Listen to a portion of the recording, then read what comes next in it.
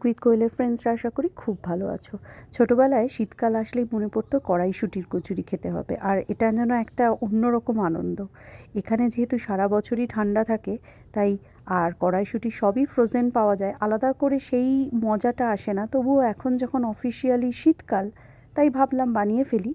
তো ফ্রোজেন মটরশুঁটিগুলোকে ভালো করে নর্মালে এনে তারপর মানে ডিফ্রস্ট করে তাতে আদা কাঁচা লঙ্কা দিয়ে পেস্ট বানিয়ে নিয়েছি। তারপর সেটাকে তেলে দিয়ে তাতে একটু নুন দিয়েছি, একটু মিষ্টি দিয়েছি, একটু হিং দিয়েছি, আর একটু ভাজা মশলাটা হচ্ছে জিরে আর শুকনো লঙ্কাকে ড্রাই রোস্ট করে আমি হামলদিস্তায় একটু গুঁড়ো করে নিয়েছি। সেইটা ওই কড়াইশুঁটির মিক্সচারে দিয়ে ওটাকে খুব ভালো করে নাড়াচাড়া করে একটু ড্রাই করে নেব। এবার ময়দা বেলে নিয়েছি, ময়দার মধ্যে নুন দিয়েছি, একটু চিনি দিয়েছি, একটু তেল দিয়েছি, যেরকমভাবে ময়দাটা বেলে মাখে সেরকমভাবে করে তারপর ছোট ছোট লেচি কেটে ওর মধ্যে কড়াইশুঁটির মিক্সচারটা ভরে মানে বেলে নিয়েছি, যেরকমভাবে আমরা কড়াইশুঁটির কচুরি বা যে কোনো কচুরি করি স্টাফিং করে।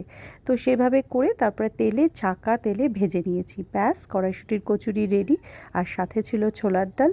পুরো একদম উইকেন্ডের নাইটটা কিন্তু জমে গেল। তোমরা কে কী করলে জানিও।